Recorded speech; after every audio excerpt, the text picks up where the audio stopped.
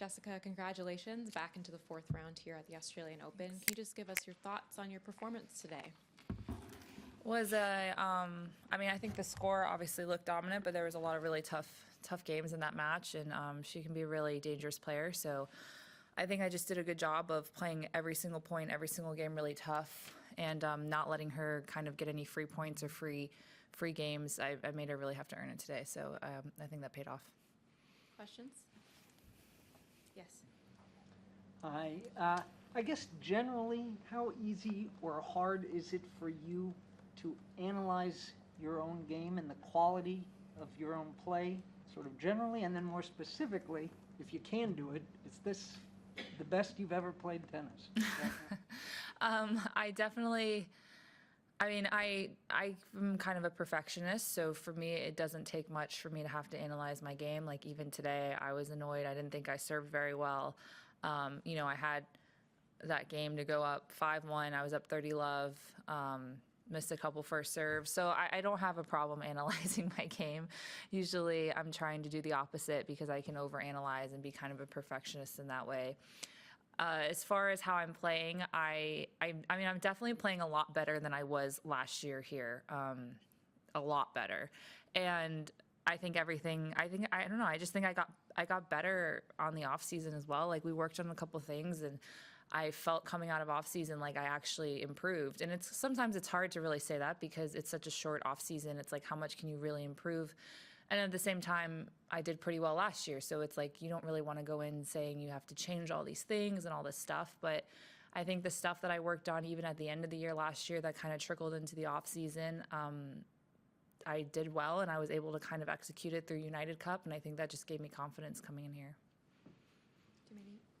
How in your career have you tried to manage being a perfectionist in a sport where you can't really be perfect? Yeah, it's tough because definitely when I was younger, it came off as kind of a bad attitude, or I'd get really negative or down on myself, and it's tough. But I also think you have to use it as a strength somewhat, and I definitely started using that as a strength a lot with a lot of my off-court stuff, a lot of my rehabs that I had to go through, a lot of my workouts, my warm-ups and stuff like that. And then I've kind of been able to take my personality, which even though I'm a perfectionist, I'm still pretty laid back. I think kind of use that during the matches. So I think it was just balancing my strengths and weaknesses, I felt like, and how I can put those together to make the best situation because, being a perfectionist, I think can be a strength, but it's, like everything, there's always can be a downside to that. So definitely, not being so hard on myself during the matches, because at that point, there's really nothing you can change. So try to be a perfectionist off the court, but, when it comes down to playing, you just have to understand that, things aren't always going to go your way. Yes. When did you start to believe that the sky was sort of the limit with you? Was this something that you thought when you were 15, when you were 18? My goal, always when I was 7 or 8 years old, was to be number one in the world and to try and win Grand Slam titles and be a professional tennis player. So that was always my goal very young. I don't think I quite grasped what it took maybe when I was a teenager. I think then you don't really know what it takes, I guess. And then obviously through the course of injuries and stuff like that, I felt like I learned a lot about myself and what I had to do to kind of reach the top of the game. But when I was 17, 18, I don't know if I ever really thought I could do it. I don't think I had that belief at that age, or maybe some people did.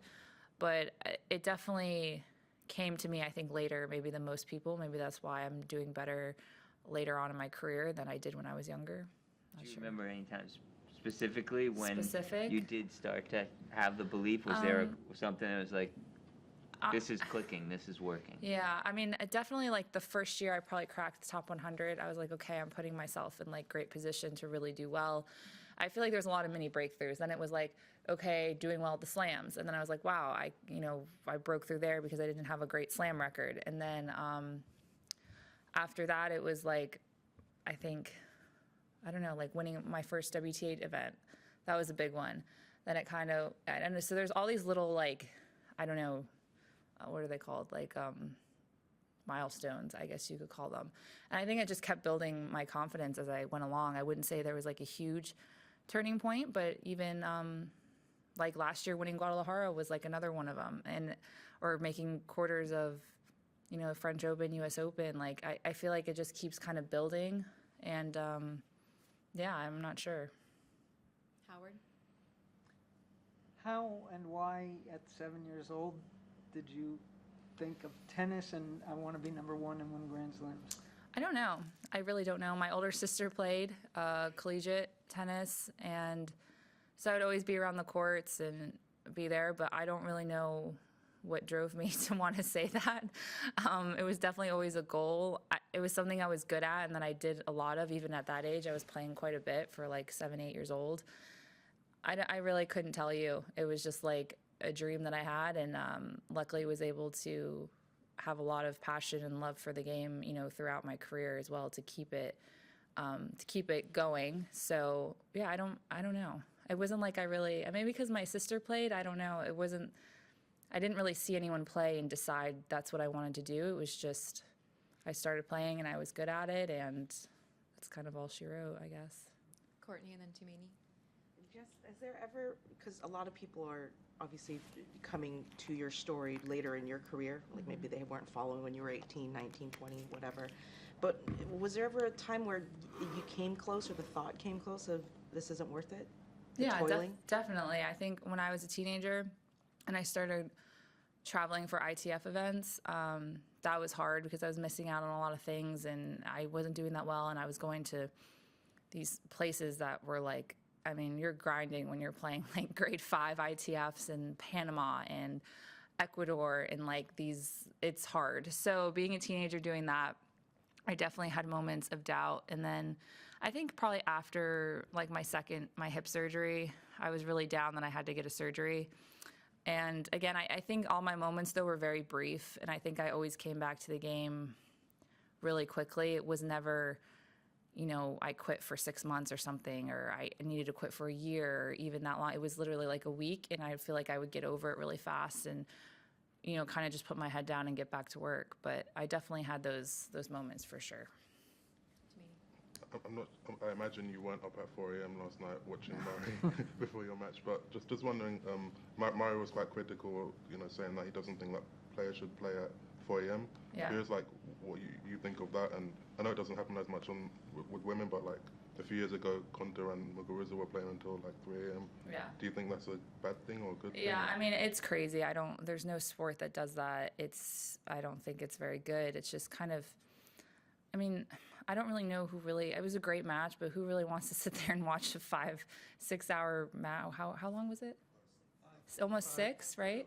Like, that's long, even for TV, and like, I don't know who wants to do that. I don't think they want to do that. So I think that definitely is something that needs to be talked about and changed, because I know it doesn't happen that often, but when it's happening at a Grand Slam at the biggest stage, and those guys, that could be the match, that could be the next round for them, or the tournament. I mean, that doing that is not healthy. Like, the recovery, I can't even imagine. So mentally and physically. And then him having to, you know, people also don't realize, like, you can't sleep after that either. Like, you're so wired. Like, I don't even know if he probably could get any sleep after that. So I definitely think it's something that needs to be talked about, because, yeah, I don't think any of the players think that should be happening at all.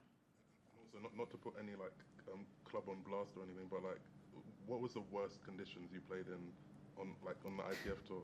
Can you remember? Probably Ecuador. Like, there was like a grade 5.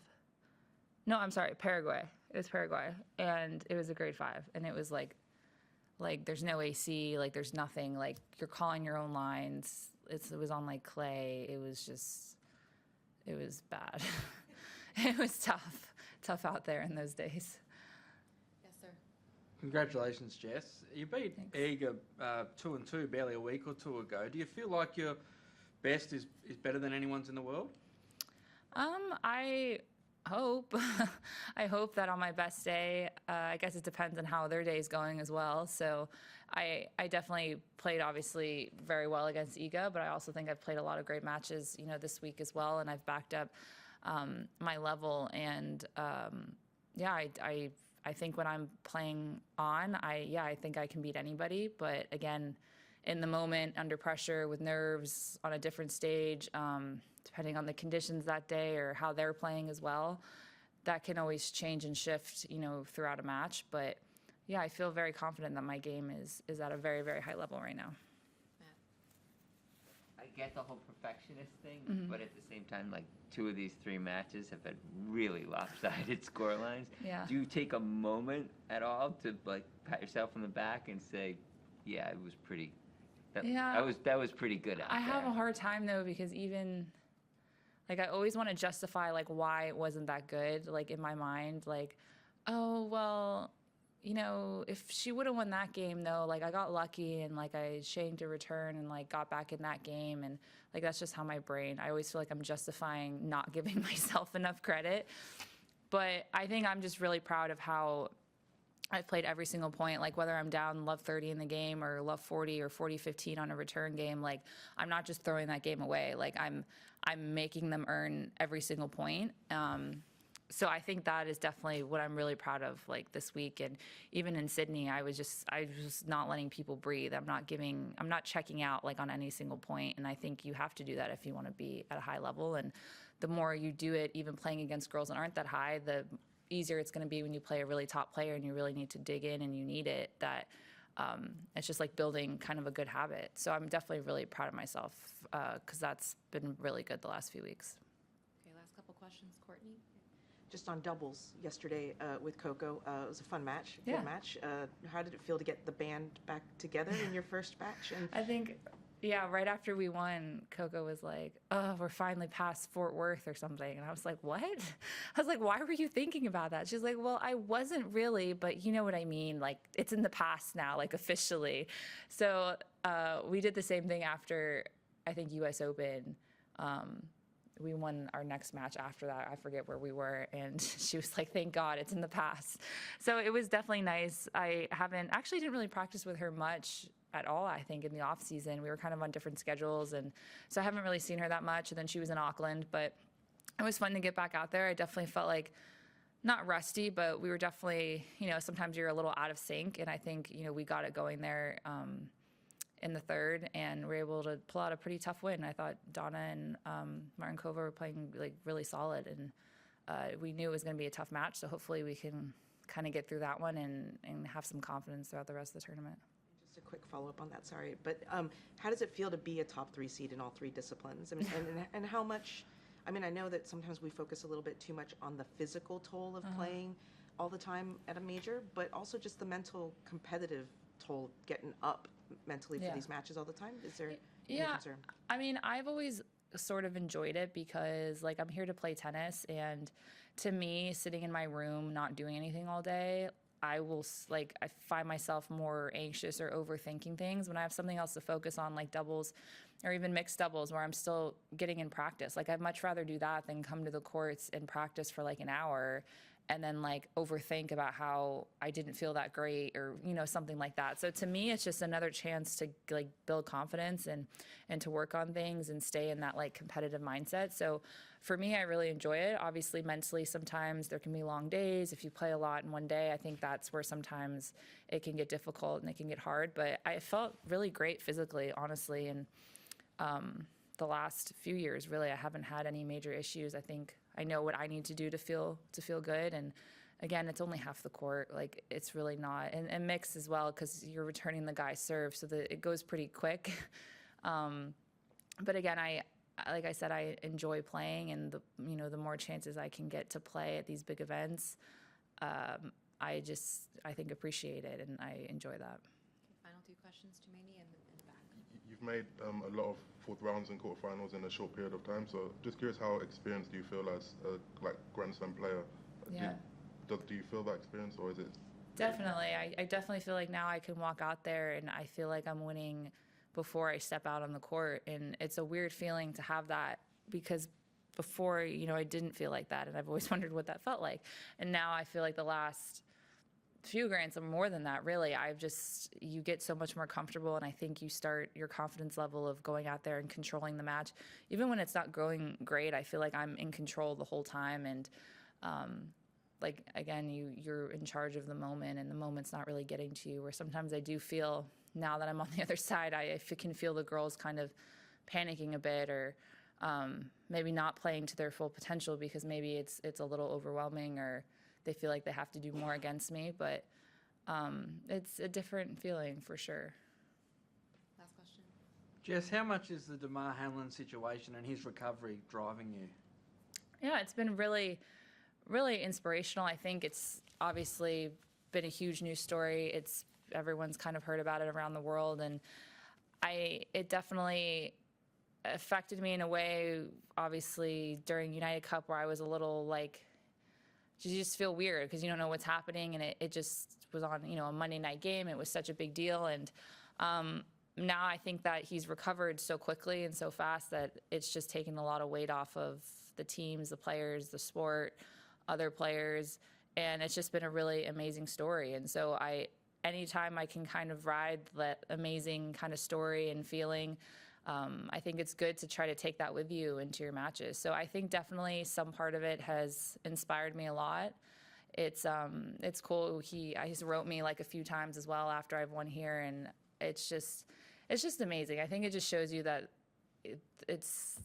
people's lives are at stake. Like, it's so much bigger than sport, and sometimes we lose sight of that. So I think it helped me, again, put things in perspective, like, of what the big picture is. And, sometimes it's not a tennis match, but at the same time, that can help you kind of play free and not get so stressed, I think. So I definitely have carried some of it with me, for sure. All right. Thank you, everyone. Thank you.